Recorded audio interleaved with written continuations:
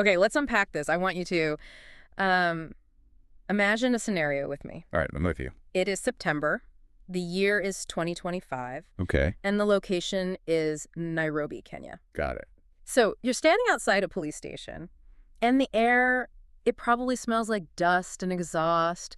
Maybe there's a hint of rain coming. Hmm. But for you, in this moment, it probably just smells like freedom. Right, because you've just been released. You've just been released.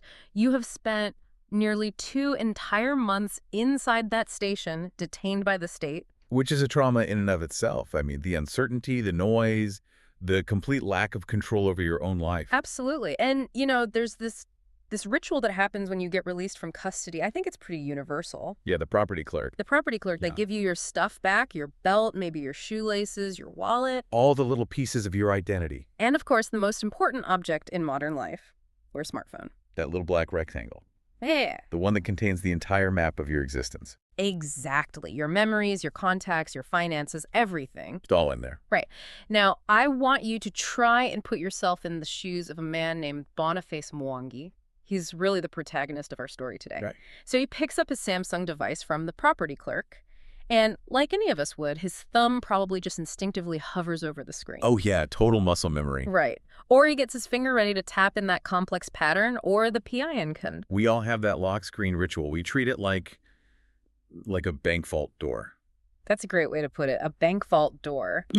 We operate under this assumption that because the door is shut, the room inside is, empty and secure. Secure. Untouched. So Mwangi, he presses the power button. Yeah. And this is the moment, the specific tangible second, where the entire nightmare begins. Okay. The screen lights up, Mhm. and it doesn't ask for a code. Oh. It doesn't scan his face. It doesn't ask for a fingerprint. It just opens. That's the aha moment. But not the good kind. No, the absolute terrifying kind. The apps are there. The photos are there. His messages are right there. The security isn't just breached. It's been surgically removed.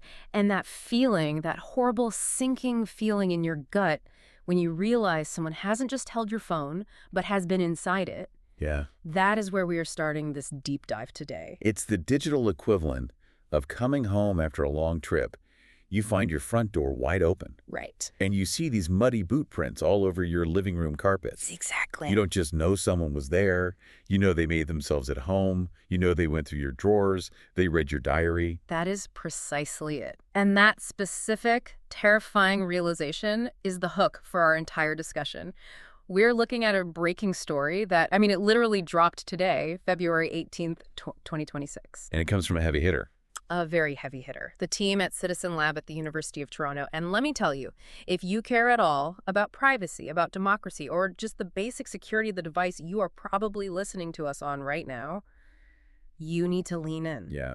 Citizen Lab is really the gold standard for this kind of work. When they put out a report, the entire cybersecurity world just stops and listens. Right. And this report, it's a big one.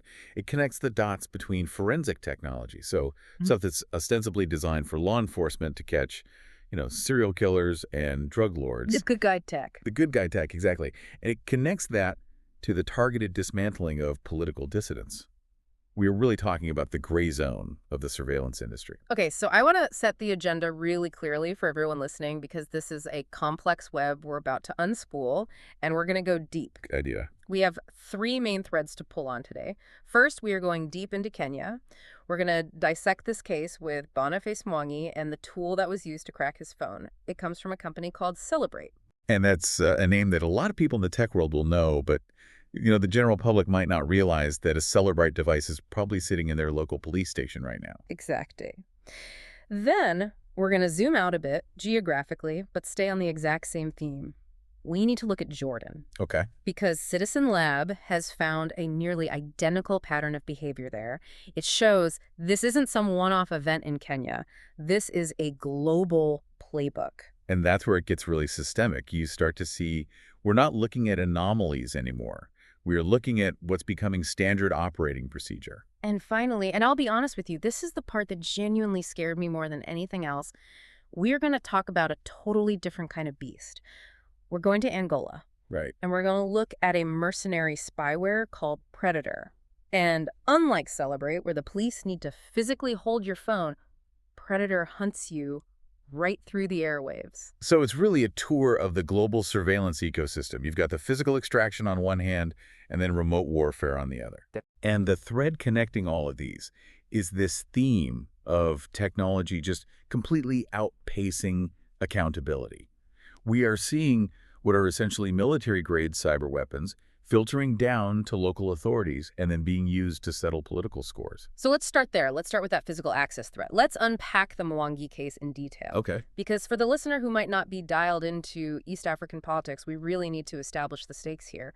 Who is Boniface Mwangi? I mean, why does he matter so much? Right. And he isn't just a random citizen who got picked up for a traffic violation or, at a minor protest. Boniface Mwangi is a cornerstone of the pro-democracy movement in Kenya. So he's a big deal. He's a very big deal. Yeah. He's a photojournalist who became an activist. He's incredibly vocal. He's very visible, and he has a massive following. Okay. But the critical context for this specific hack, the reason this is a major headline, is that he has announced his plans to run for president in the 2027 election. Okay, so immediately the temperature in the room just skyrockets. This is not just law enforcement processing a detainee. No. This is potentially the state apparatus gathering intelligence on a future rival for the highest office in the entire country? Precisely. In political terms, this is opposition research on steroids. I mean, traditional oppo research is what? Looking at voting records, public speeches, maybe finding an old embarrassing photo from college. Digging through the archives. This is downloaded the candidate's brain. So let's look at the timeline that Citizen Lab managed to reconstruct. Mwangi is arrested in July 2025. Right. And standard procedure, they seize his phone. It's a Samsung. He remains in custody. And the phone remains. Where? I mean, in an evidence locker somewhere. Well, that's the assumption we all make, isn't it? We call this the black box period. The black box. I like that. From the moment the cuffs go on until the moment of release, the device is in the exclusive control of the state. Mwangi can't see it. His lawyers can't see it. And this is where it gets scary. This is where the chain of custody becomes the chain of attack. So he gets it back in September. He notices the password is gone. Now, I have to play devil's advocate for just a second here. Go for it. Is it possible the police just guessed the code? Or maybe he forgot that he disabled it before he was arrested. How do we know scientifically that this was a high-tech hack? That is the crucial question. And it's why the Citizen Lab report is so important. We know because their interdisciplinary research unit got involved. So they got their hands on the actual phone. They did. And they performed a deep forensic analysis of the device logs. You see, smartphones are incredibly chatty. Even when they look like they're asleep, the operating system is logging events. Like what? What is it logging? Everything. Screen turned on, USB cable plugged in, system file modified, configuration change. So when Citizen Lab analyzed these logs, they found a smoking gun. Okay, and what exactly did they find? They found telltale traces of a specific extraction process. They were able to assess with high confidence that the device was accessed using technology from Cellebrite. And they could pinpoint it. They could pinpoint the dates, July 20 and July 21, 2025. Which was right in the middle of his detention. Exactly. While he was sitting in a cell, completely unable to protect his own data, his device was being harvested. And the password being gone, that detail that he first noticed. Right. That isn't a mistake or some kind of memory lapse on his part. That is actually a technical footprint of the attack. How so? On certain Samsung devices, and with specific builds of the Android operating system, the particular exploit that Cellebrite uses to bypass the lock screen involves temporarily removing or resetting the lock settings. It has to disable the guard at the door to get in. That's a good way to think about it. It disables the gatekeeper files to gain access to the file system. And when it's done, sometimes it doesn't clean up after itself perfectly. It's a side effect of the digital crowbar they used. So the fact that the phone came back unlocked was basically the debris left behind by the break-in. It was the shattered glass on the floor, yes. Absolutely. Okay, so let's pause on that name for a second. Cellebrite. We hear it a lot in these circles. They're an Israeli firm. They're publicly traded. Yeah. This isn't some shadow group on the dark web. They are a legitimate vendor, right? They go to law enforcement trade shows. They have a marketing department. Oh, they are very legitimate in the corporate sense of the word. And they would argue, probably vehemently, that they are the good guys. Right. Their flagship product is the UFED, that stands for Universal Forensic Extraction Device. What does that even look like? If you walked into a police station and saw one, it looks like a ruggedized tablet. Think of a thick, heavy iPad with a whole bunch of different cables sticking out of it. And the intended use case is solving crimes. Right. And let's be fair and talk about that intended use. Let's say you have a terrorist who's planted a bomb. You catch him. The bomb is ticking somewhere in the city, and he won't talk. The ticking time bomb scenario. Exactly. You need to see his contacts, his maps to find the next bomb. Cellebrite is the tool that law enforcement uses to open that phone. Correct. Or finding a kidnapped child by accessing the suspect's phone. Or dismantling a human trafficking ring by analyzing the phones of the perpetrators. In those scenarios, society generally agrees, good, use the tool, get the data. So what's the problem then? Where does it go wrong? The problem is that technology is agnostic. A lockpick doesn't have a moral compass. It doesn't know if it's opening a terrorist's phone or a journalist's phone. It just opens locks. Right. And once you sell that powerful lockpick to a government that has a history of cracking down on dissent, or a police force that ultimately answers to a political party, you lose control of who gets picked. It's the classic dual-use dilemma. The same technology that can cure a disease could be used to build a bioweapon. The same knife can slice bread or cut a throat, exactly. And Cellebrite fundamentally sells the knife. Let's talk about the one. When Citizen Lab says forensic extraction, what does that actually mean? I think a lot of people probably imagine a police officer sitting at a desk, just scrolling through WhatsApp, maybe taking a few screenshots. Right, like, oh, look, he's criticizing the tax bill in this message. Yeah, exactly. That's what we would call a manual review. And that is just the very, very tip of the iceberg. Okay. What we are talking about here is full file system extraction. And the best way to think of it is cloning. The Cellebrite tool creates a bit-for-bit copy of the device's entire storage. So it's not just what is visible on the screen, it's the entire database underneath the apps. Exactly. It pulls everything. I mean, the obvious stuff, your photos, your videos, your call logs. Sure. But it also pulls the message databases from WhatsApp, Signal, Telegram. And this is a really crucial point because people think, oh, I use Signal, it's end-to-end encrypted, I'm safe. Right. Isn't that the whole selling point of an app like Signal? That it's unreadable? It is, but people misunderstand what's being protected. End-to-end encryption protects the data while it is traveling between phones. Okay, in transit. In transit, it protects you from the phone company snooping or someone listening on the wire.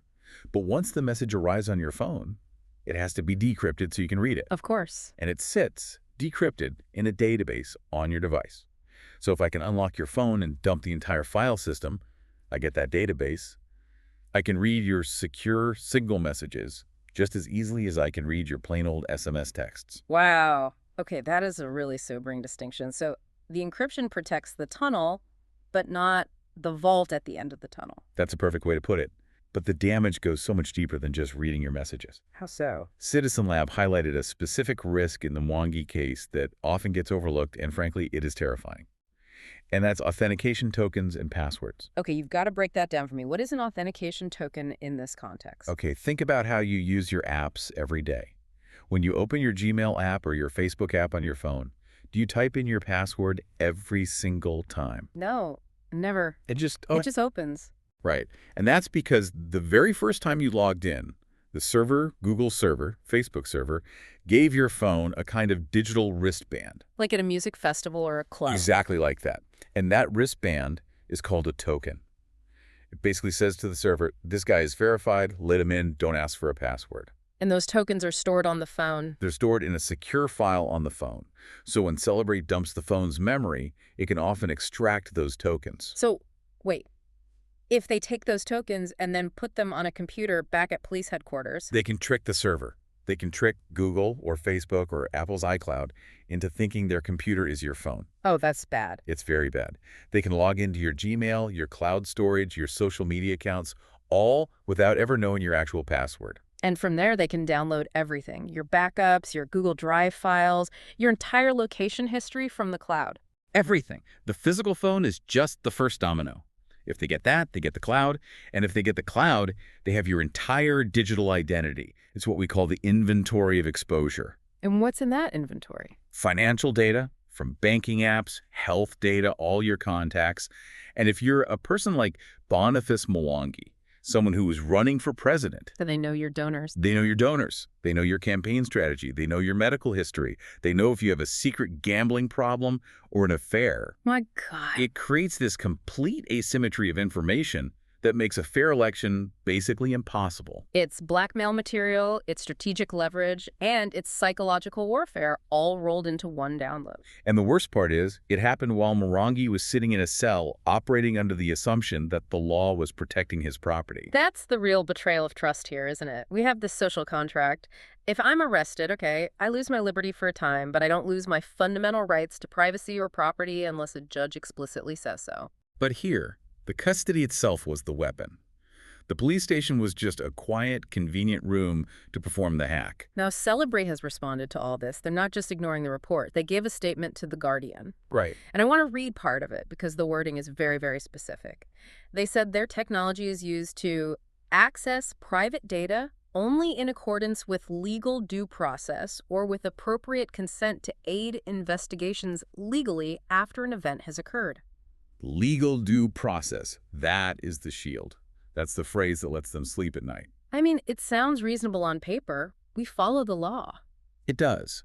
But we have to interrogate what due process really means in a hybrid regime or a fully authoritarian state. Right. The law isn't the same everywhere. Exactly. If the law in a country says the president can order the surveillance of anyone he deems a threat to national security, then spying on Boniface Mwangi is technically legal. It follows due process. So Cellebrite can just wash their hands of it. They can say, hey, the Kenyan police showed us a warrant. Even if that warrant was a complete sham, or the crime was just speaking out against the government. Precisely. They outsource the morality to the local legal system. And in many of these markets, the law is just a tool of the powerful. They sell the hammer. They don't tell you what to build or smash with it. That's the business model. And what about the Kenyan government? Have they come out and said, yes, we did this, and here's the legitimate reason why? No. Silence. As of the release of this report, there has been no official comment from the Kenyan authorities. And in this world, silence is often an answer in itself. A very loud answer. Okay, so we have the what and the why of the Mwangi case, but this brings us to the second and maybe more troubling part of our investigation. Because if this was just one guy in Nairobi, maybe you could write it off. You could say it's a rogue operation, a bad apple in the police force. But it's not. It's not, because Citizen Lab found a pattern. They did. Just last month, in January 2026, they released a completely separate report, this one focusing on the country of Jordan. And if you lay the Kenya report and the Jordan report side by side, it is the same diagram. So tell me what was happening in Jordan. Who are the targets? Again, it was civil society, activists, human rights defenders, lawyers, but specifically, it was people who were protesting or speaking out about the war in Gaza and criticizing Israel's policies. So again, not criminals in the traditional sense, people engaged in highly charged political speech. The most sensitive kind of speech. And the modus operandi was identical to Kenya. So arrests and phone seizures. Exactly. These people were detained, arrested, or just pulled in for interrogation sometime between late 2023 and the middle of 2025. Their devices were seized. And the forensics showed the same thing. The forensics strongly suggest that Cellebrite was used to gut the devices before they were returned to their owners. It's almost like a dragnet. You arrest the protesters not necessarily to charge them with a crime, but to map their networks. Mapping is exactly the right word. Because if I extract your phone, I don't just get you, I get your entire network. Right. I get the phone numbers of every other organizer you talk to. I get the private WhatsApp group chats where the protests are planned. Yeah. I can see who is the leader, who is the funder, who is the foot soldier. One phone can compromise an entire movement. It can. Yeah. It provides the state with a perfect organizational chart of its opposition. And think about the chilling effect. I mean, that term gets thrown around a lot, but let's make it real for a second. Okay. If you're a listener and you live in one of these regions and you know it becomes common knowledge that getting arrested at a protest means your entire digital soul gets copied and stored in a government server. Do you still go to the protest? Maybe you don't. Or maybe you don't send that message organizing it. Maybe you don't take that photo of police brutality because you know your phone is a liability. It forces civil society back into the Stone Age. Activists have to start meeting in person again, leaving all their electronics at home, using burner phones that they discard after one use. Meanwhile, the state is using AI, machine learning, and forensic extraction tools like Cellebrite. The gap in capability just widens every single day. It creates this massive asymmetry where the state can see everything and the citizen is forced to hide. Okay, so that really covers the physical access threat. The lesson there seems to be, pretty clearly, if they can touch your phone, they own your phone. That's the bottom line. But what if you're careful? What if you manage to avoid arrest? What if you're a journalist like Teixeira Candido in Angola? Well, then you have to worry about the airwaves. And this brings us to our third case study and a completely different class of weapon. We're moving from forensics to mercenary spyware. Exactly. And this is the story that involves a piece of spyware called Predator, which I have to say the marketing team didn't really try to hide their intentions with that name. Predator. It's aggressive. No, subtlety is not the strong suit of the Intellexa Alliance. That's the consortium of surveillance companies that are behind Predator. So tell us about the target in this case. Who is Teixeira Candido? He's an Angolan journalist and a prominent press freedom advocate. He runs a media outlet. Basically, he's another one of these inconvenient guys for the powers that be. But he wasn't in a cell. He wasn't handcuffed when this happened. No. He was just going about his day. This was in May of 2024, and he gets a message on WhatsApp, and it contains a link. The classic phishing lore, the oldest trick in the digital book. It really is. And unfortunately, in a moment of distraction or maybe just curiosity, he clicked it. And that was it. Game over. In this specific instance, yes. And this is where we need to get just a little bit technical for a moment, because the why it worked really matters. Okay, let's do it. At the time of the attack, Candido's iPhone was running iOS 16.2. Okay, for the non-geeks in the audience, you need to translate that. We're in early 2026 now. What does iOS 16.2 mean in the context of May 2024? It means he was lagging behind on his updates. By May 2024, iOS 16.2 was already old news. Apple had already released several subsequent updates, patching a number of known security holes. So because his phone was still on the old version, those holes were still open. The holes were still open. This means the spyware didn't need to be some magical, ultra-sophisticated zero-day exploit that no one in the world knows about. It just used a known vulnerability that he hadn't got around to fixing yet. Exactly. It's like leaving a window in your house broken for a few months. Yeah. The burglar doesn't need to be a master lockpick to smash the door down. He just climbs through the broken window you left for him. We call these end-day exploits, right? Exploits for bugs that are known to exist for n number of days, but are still unpatched on the target's device. That's the term. It's much cheaper and easier for attackers than burning a precious 0 day. So he clicks the link, the web browser opens, the exploit runs in the background. What happens to the phone? Does it shake? Does it flash a warning? Nothing. Complete silence. There's no pop-up. There's no downloading virus progress bar. But in the background, Predator is installing itself. And once it's in, the level of access is just terrifying. Amnesty International, who investigated this, calls it unrestricted access. Give me the laundry list. What can it actually do? It can turn on the microphone and record everything in the room live. It can activate the front and back cameras live. It can track your GPS location in real time, meter by meter. So it's a bug. It's the most sophisticated bug imaginable. It can read your messages from every app, siphon your photos, access your calendar. It essentially turns the device that you carry with you everywhere into a bugging device that you pay for and carefully charge every night.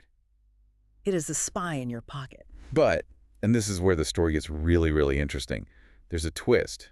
Honestly, it's my favorite part of all the research because it actually gives us a little glimmer of hope.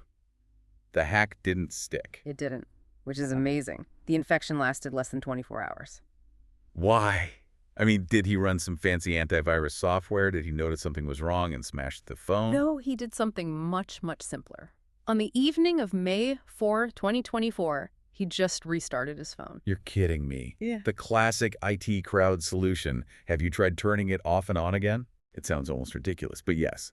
And there's a really important technical reason why that worked. Okay, explain.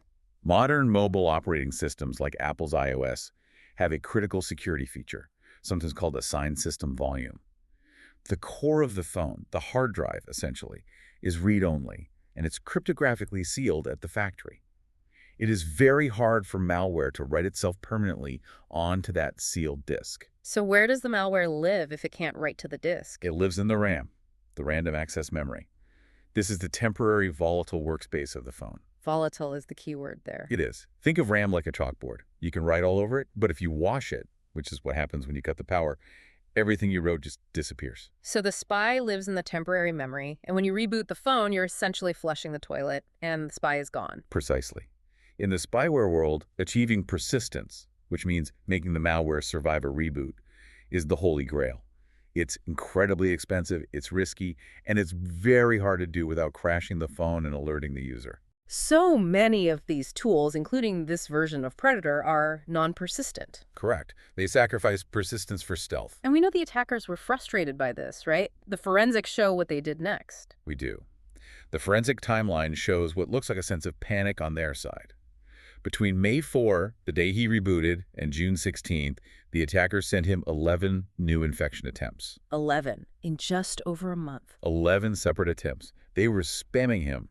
New links, new lures. Click this important PDF, check out this breaking news story. And did he click on any of them? He did not. Score 1 for digital hygiene. It completely validates a core security principle that we often forget. The user is, so often, the last and most important line of defense. By simply not engaging with those subsequent suspicious links, he defeated a multi-million-dollar military-grade cyber weapon. That is incredibly empowering. We so often talk about these spyware companies like they're wizards with magic wands. You know, if they want you, they'll get you. Right, this sense of inevitability. Exactly. But they aren't wizards. They're engineers. And their tools have limits, they have flaws, they have dependencies. They absolutely have limits. And thanks to some really deep reverse engineering work done by a French security firm called Reverse Society and also Jam Threat Labs, we actually know what Predator looks like under the hood. They literally tore the code apart. Okay, let's geek out on this for a minute. What are the standout features of this malware? What makes it tick? There are a few features that really show you the sophisticated mindset of the creators. The first one they identified is what they call granular control. Okay, what does that mean? It means the operator, the person sitting at the spy agency's headquarters, isn't just receiving a fire hose of data from the phone. They can actively pilot the infection. So they're not just passive observers. Not all. They can send commands. They can say, okay, turn on the microphone now, stop the microphone, turn on the GPS for 5 minutes. Okay, now dump the WhatsApp database. Why would they want to turn things off? I mean, wouldn't they just want to get everything all the time? Stealth. If you run the GPS, the camera, and the mic 24/7, the phone's battery is going to die in 2 hours. The phone is going to get noticeably hot in the user's pocket. The victim will know something is wrong. Ah, so they have to operate surgically to stay hidden. Exactly. It's a piloted drone, not a dumb bomb. Smart. Evil, but smart. What else? Then there is a feature they found called the springboard hook. And this one is just pure psychological gaslighting. Okay, I know Springboard is the name for the process that manages the home screen on an iPhone, so what is the hook? You know those little indicator dots that Apple introduced a few years ago? The little orange dot that appears at the top of the screen when the microphone is on, and the green dot when the camera is on? Yeah, of course. That's my security blanket. If I don't see the dot, I know I'm safe. Predator knows that too. And the springboard hook is a specific piece of code designed to intercept the operating system's command to display that dot. So the malware turns on the microphone. The system says, hey, springboard, show the orange dot. And the murderer hook steps in and says, shh, nope, don't show anything. That is deeply unsettling.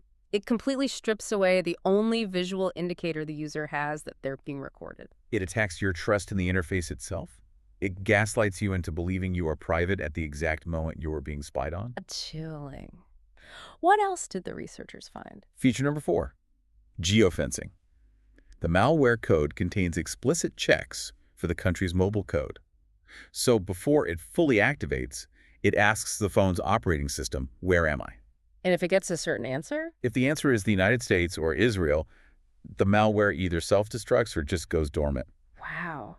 That tells you everything you need to know about the business model, doesn't it? It tells you exactly who they are afraid of. It's a hard-coded do not attack list. Right. The vendors in Alexa, NSO Group, all of them. They know that if they accidentally infect a U.S. senator or a diplomat or a Mossad agent, the hammer will come down, they'll get sanctioned, sued into oblivion, or just shut down. So they hard-code the exclusion zones into the weapon itself. It's strictly business. They want to make money selling to Angola, Kenya, Jordan, but they do not want the political heat that comes from Washington or Tel Aviv. It proves intent. This isn't some accidental code. It is a carefully curated geopolitical strategy written in C++ pras. It is. And there was one last technical feature that's really important, the diagnostic reports. Okay. This is fascinating. When the hack fails, like when Candido didn't click those 11 other links, or if the phone is a weird model the exploit doesn't support, the system generates an error log. And what does it do with that log? It sends a report back to the attacker server saying, injection failed. Here's error code X. Target device was an iPhone 14 running iOS 17.1. So it learns from its failures. It helps the operator diagnose the problem and try again. Exactly. It transforms a failed hack into a valuable learning opportunity. They can see, oh, he updated his phone. Okay, the old exploit won't work. We need to send him a link with a new exploit for iOS 17.1. But this raises a massive governance question, doesn't it? If the software is sending these detailed error logs back to the company's infrastructure, someone is reading those logs. Correct. Or at least the data is there to be read. So when these companies put out statements saying, we just sell the technology, we have no idea who our clients target, we are just the hardware store selling the hammer, that rings completely false, doesn't it? It rings very false. Yeah. If your system is designed to provide what they call granular visibility into failed deployments, then you possess the metadata of the attacks. Right. You know the IP addresses. You know the target phone models and operating systems. You know the timestamps. You might not know the victim's name is Teixeira Candido, but you know exactly where and when your tool is being deployed. You can't claim ignorance when the diagnostic data is sitting right there on your own dashboard. It suggests that the ignorance is willful. It's a feature, not a bug, of the business model to not look too closely. So let's pivot from the tech to the defense, or the lack thereof. The governance gap. We have these incredibly powerful tools. We have these vulnerable activists and journalists. Who is supposed to be protecting them? Right now, it seems like mostly nobody. The governments that are buying these tools, Kenya, Jordan, Angola, they clearly aren't regulating themselves. And we saw that with Kenya. They've remained completely silent on the Mwangi allegations. Silence is a loud answer in these situations. Yes. It is. And the international community is really struggling to catch up. What are they doing? Well, the U.S. has started blacklisting some of these companies like Intellexa and NSO Group, which makes it much harder for them to do business, to buy U.S. components. But does it stop them? It slows them down. But the ecosystem is like a hydra. You cut off one head, another one pops up with a different name and a different jurisdiction.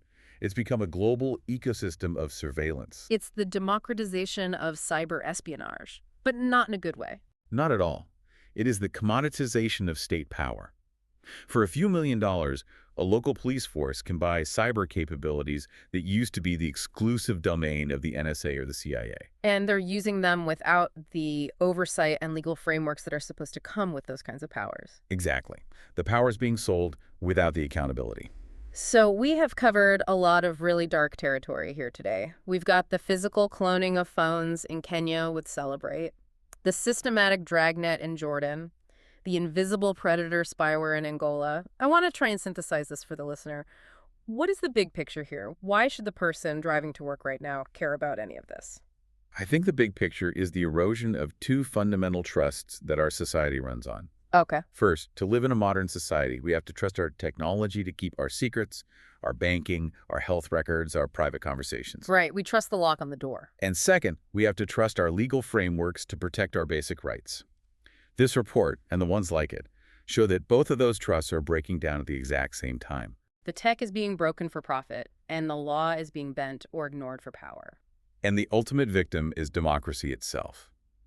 I mean, if an opposition candidate like Boniface Mwangi cannot have a private conversation with his campaign manager, if a journalist like Teixeira Candido cannot protect a source, the entire mechanism of accountability just breaks. You can't have a fair election if one side has God mode access to the other side's data. It poisons the well before the first vote is even cast. Okay, that is heavy. But this is a deep dive, and we always promise practical value. We don't want to leave the listener just curled up in a ball of paranoia. No, there are things you can do. Based on the failures and the successes we saw in these cases, especially the failures of the attackers, what can we actually do to protect ourselves? There is actually a very clear survival guide that emerges from these reports.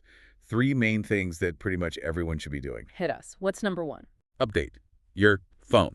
I cannot stress this enough. The Angola attack on Candido only succeeded because his iPhone was on an old version, iOS 16.2. If he had been on the latest version of iOS 17 at the time, he likely would have been completely safe from that specific link. So when your phone pops up with that notification, don't hit remind me later. Do it tonight. Do it now. While you're listening to this, go to Settings, General Software Update. It is your first and it is your strongest wall. Attackers are lazy. They look for the low-hanging fruit. Don't be the low-hanging fruit. Okay, number 2. The reboot. We saw it work perfectly with Predator. A simple restart flushes the RAM. It kicks out any non-persistent malware that might be hiding there. So it's like digital hygiene. It's exactly like digital hygiene, like brushing your teeth. If you are a high-risk person, a journalist, an activist, a lawyer, or even if you just feel a little paranoid after listening to this, get in the habit of restarting your phone every morning. It's free, it takes 1 minute, and it might kill $1 million spy bug. I love that. And number 3. This is the hard one. Custody skepticism. We saw in the Kenya case that physical access is game over.